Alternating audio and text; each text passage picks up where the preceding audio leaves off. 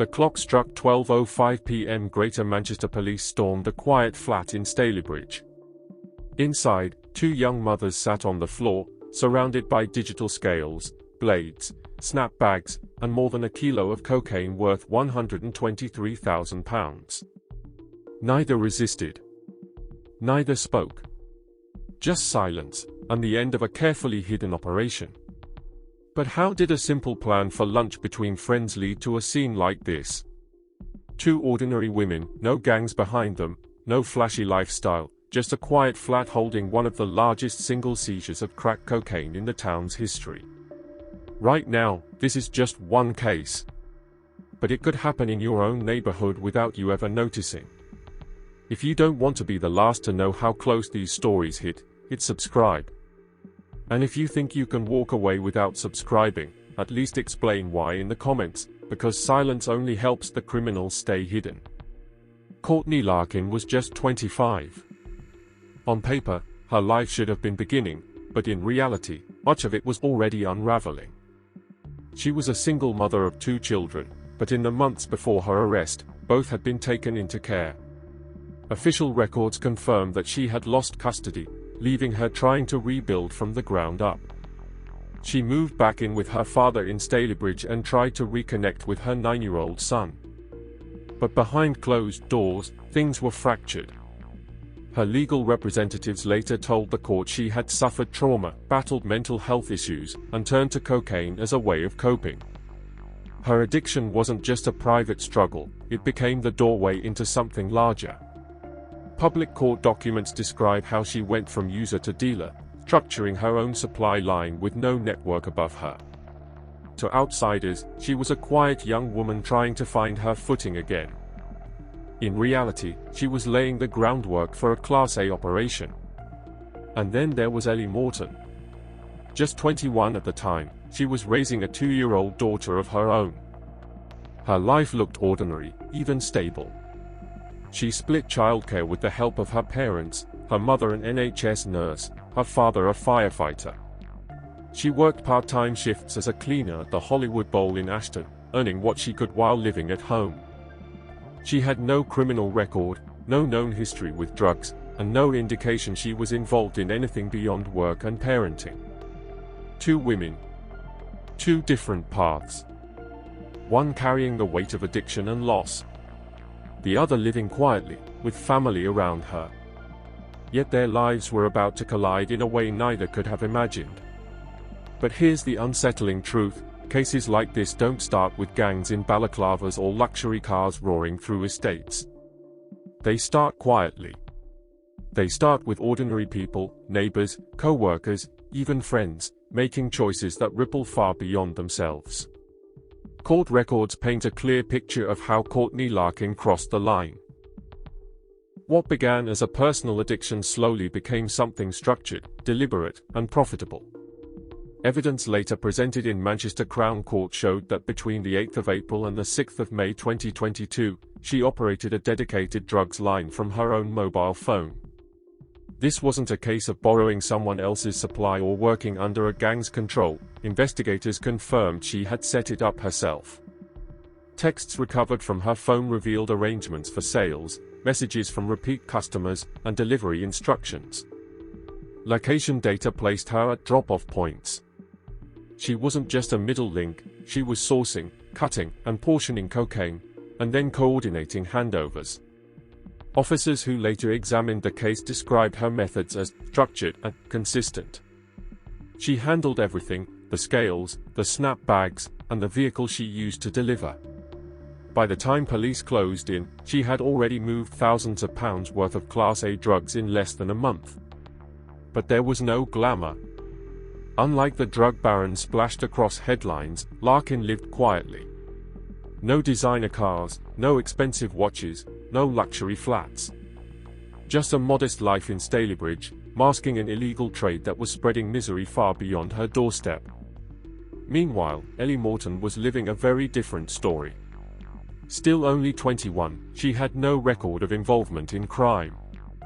No phone evidence tied her to the supply, no links to buyers, and no history with drugs. Her life revolved around childcare, cleaning shifts, and support from her parents. On paper, she was the last person anyone would expect to see in a case like this. For now, the two women's paths ran parallel, one already embedded in the trade, the other untouched. But the lines were about to cross. And when they did, the consequences would be irreversible. Between the 8th of April and the 6th of May 2022, Courtney Larkin ran her own supply line across Greater Manchester.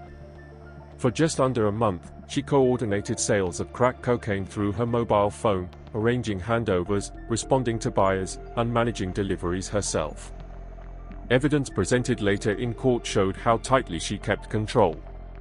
She sourced the drugs, cut them down, portioned them into snap bags, and delivered them using her own vehicle. It wasn't the scale of a cartel, but for a single operator, it was efficient and steady. Messages on her phone revealed a revolving door of customers, each transaction adding to a quiet trade that police valued in the hundreds of thousands.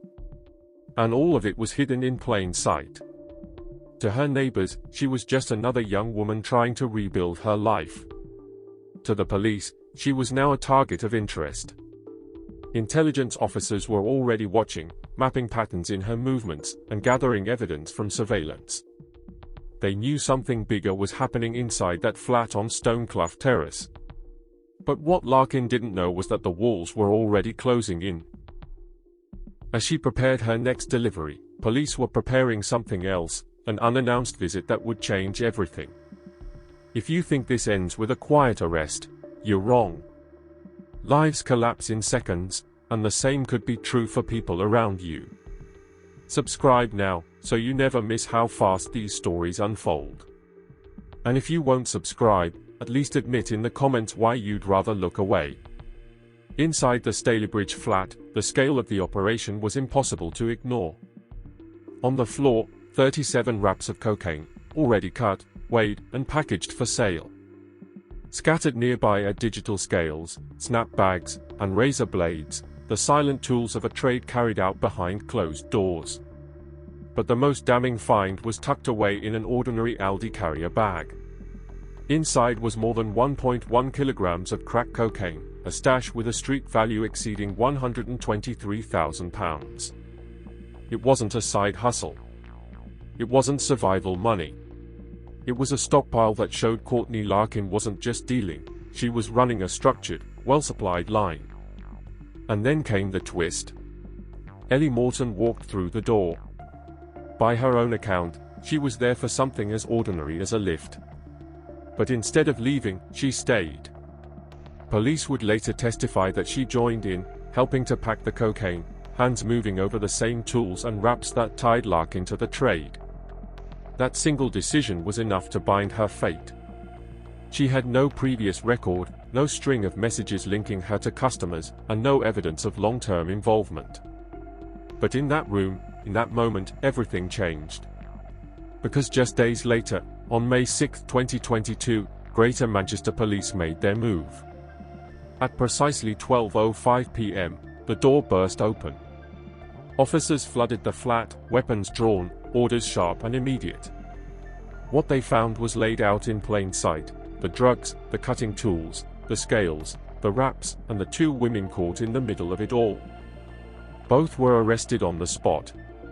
Phones were seized. Larkin's device told the story of her supply line, messages, contacts, and patterns of sale. Morton's phone, by contrast, revealed nothing. A clean slate. Yet the physical evidence was enough. She hadn't walked away when she had the chance. She hadn't drawn a line when she could. And that was all it took. 1 hour. One choice. And her future was rewritten. One wrong decision was all it took to destroy Morton's life. Think about that: 1 hour, one choice, and her future was gone. Don't gamble with knowledge. Subscribe now, or go to the comments and tell us why you'd rather risk being the one who learns too late. After the raid, the silence was deafening.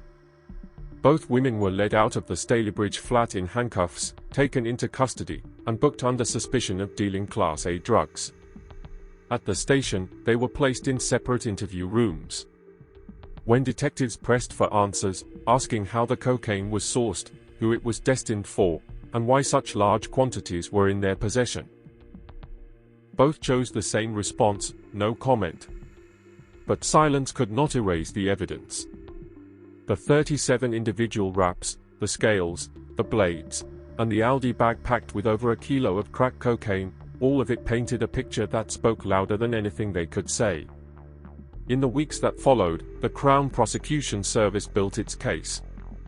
Larkin and Morton were each charged with possession of cocaine with intent to supply, one of the most serious offences under the Misuse of Drugs Act. The charges carried the weight of long custodial sentences. When the case reached Minchell Street Crown Court, both women entered guilty pleas. There would be no drawn-out trial, no defense claiming ignorance or mistake. The evidence was overwhelming, and they admitted their roles. But the real impact came from the judge's words. In sentencing, the court stressed not just the quantities involved but the wider consequences. The judge reminded the courtroom that Class A drugs do not exist in a vacuum. Every wrap sold fuels violence, exploitation, and addiction on the streets. Every dealer, no matter how small their operation appears, adds to the cycle of misery that destroys families and communities. For Larkin, the court saw a woman who had turned her own cocaine addiction into a full-scale supply line. For Morton, the tragedy was different: a young mother with no prior record, who made a single choice that forever changed her path.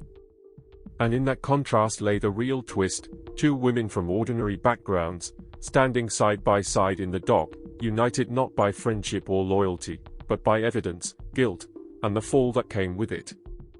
On December 12, 2022, the story reached its end inside Minchell Street Crown Court.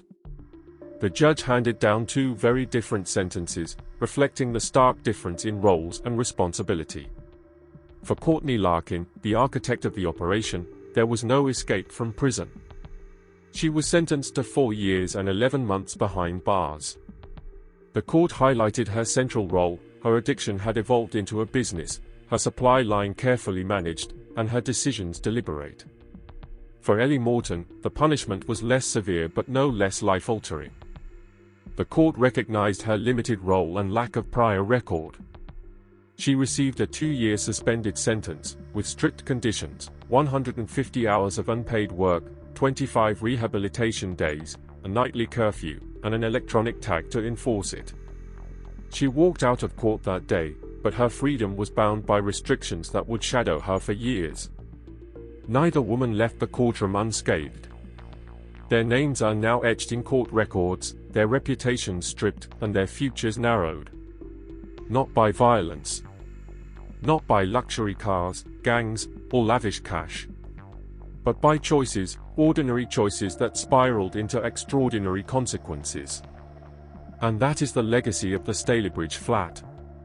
2 young mothers. 2 ordinary lives. Both destroyed by a moment where opportunity and desperation collided. Courtney Larkin built her own line, quietly and efficiently, but the cost was her freedom. Ellie Morton walked into a friend's flat and left with a criminal record.